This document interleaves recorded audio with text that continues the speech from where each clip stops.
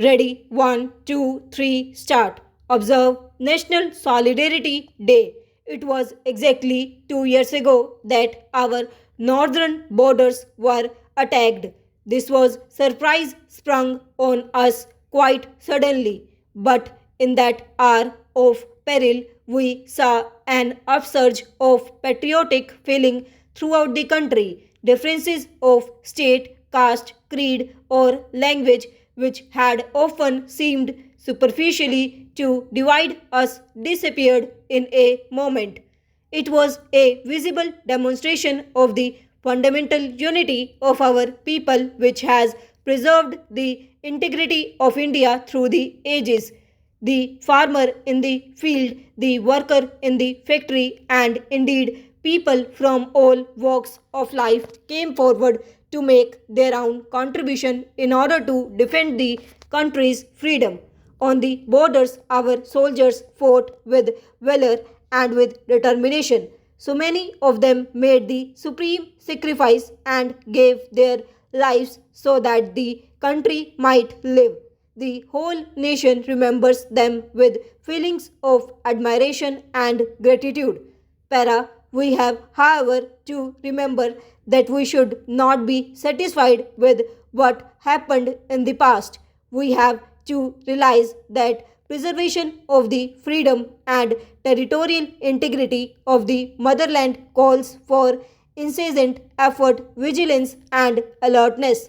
The problems that we face today are serious indeed. The Chinese are trying to build up a mighty war machine and to create fear in the minds of all.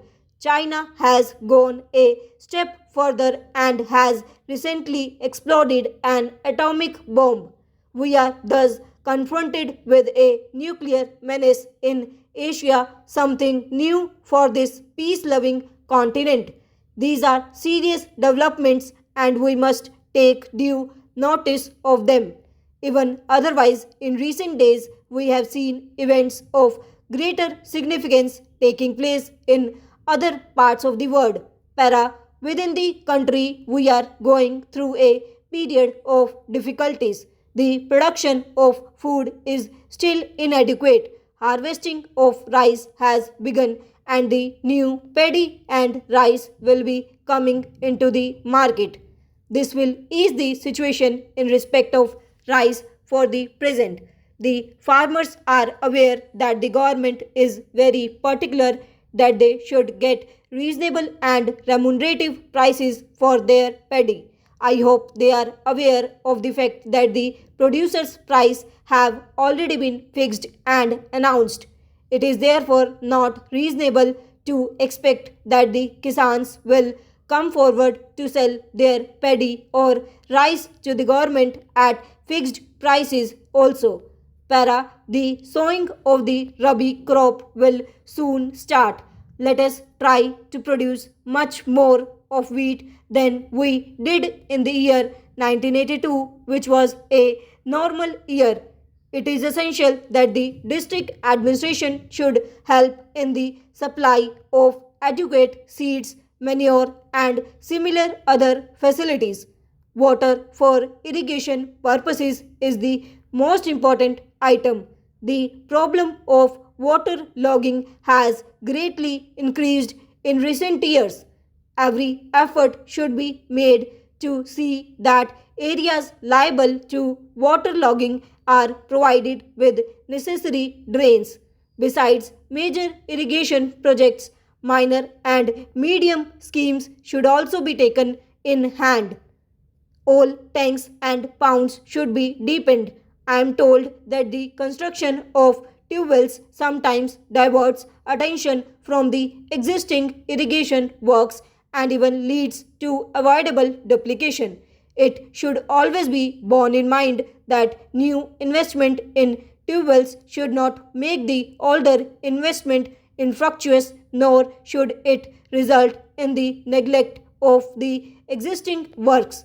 These are some of the reasons why the irrigated area in a number of states has not appreciably increased in spite of considerable investment. The district administration has to be much more alert and active to give all encouragement and assistance to the Kisans with a view to increasing the production of their Rabi crop. While wheat is important, there must be greater production of pulses also. The shortage of pulses has considerably added to our present difficulties. I know we all understand and fully realize that the solution of all our present day food difficulties lies in increased production. It is therefore essential that government officials in the districts and others at the state or central level, as also the farmers, should work hand in hand to produce a much better result. Let us show to the country that we can tackle our problem effectively by our own efforts and perseverance. The question of distribution has also assumed great importance. The cooperatives and the fair price shops have helped to a considerable extent in the present situation. With improved methods and with more effective supervision, they can do still better. Moreover, if consumer cooperatives can be organized by local initiative, they can be of much assistance in ensuring supplies to the consumers at steady price. I am sorry to say that grain dealers do not seem to have fully realized the gravity of the situation. This has led me to serious thinking, and the government must make some radical changes in the present system of distribution.